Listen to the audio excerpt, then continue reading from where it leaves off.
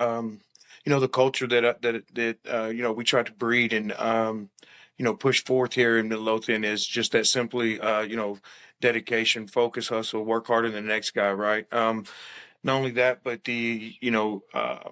creating a system, creating a process.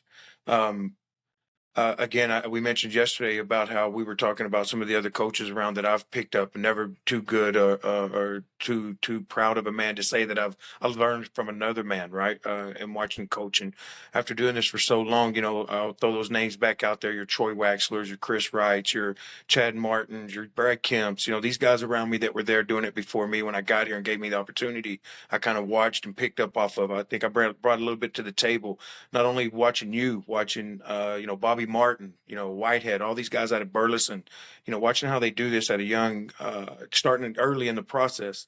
And then I just took it, made it mine, and then what I recognized was, again, with you and the way that Burleson and some of these other coaches, Kleber and some of these other people I was watching at an early age uh, uh, was a system. Everybody had a system, their process. You guys wasn't just one team did one thing.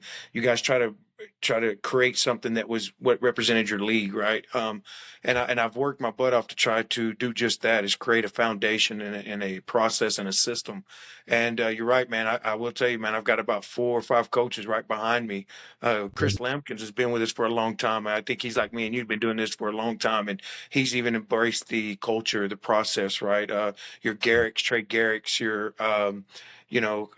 yourself. I think that you've embodied some of what Midlothian is and brought, what you brought from Waxahachie over, but you've embraced what it is here.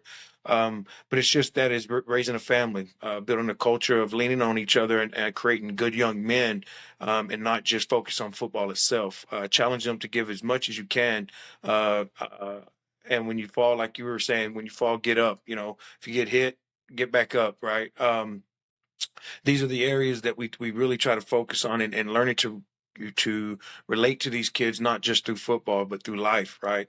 Challenge them to be great at home, challenging them to be great at school, and holding them to that, going to the schools.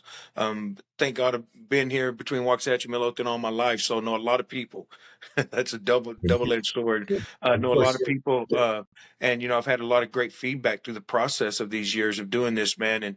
And you hear people lie a lot and say I'm a great coach and that I do it the right way and all these things, man. And I pay them at the end of the day to say that stuff. But man, I try to stay consistent. There's a lot of people behind me who say, man, he says the same thing every year. Where it's again, it's the culture, it's the process, and I've had a lot of coaches behind me. Of course, they come and take some of the stuff that I bring to the table and make it theirs, which is great. But I think the culture of raising, just focusing on raising young men, right, and young women. Again, there's some of those out there that are playing football too, but challenge them to be great outside of football, where we run into the small victories every day: waking up, doing your bed, brushing your teeth, doing the dishes for mom, taking the trash out without mom asking. These little things are small victories, which lead up to the big victories, which is through school, through our grades, and then you win on Saturdays, and that's the truth. You win at practice, right? And that tends to bleed over on those. So when you're saying, well, Chris, I've been doing this for a long time, I have, and I've had a lot of support behind me.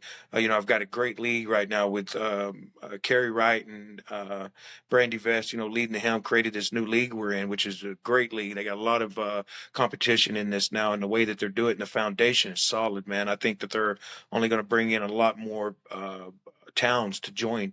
But I think, again, they've built this off the foundation was laid first here in Midlothian, way before themselves. Carrie and Brandy are the president, vice president here, but before them, your Chad Martins, these guys, your Tim.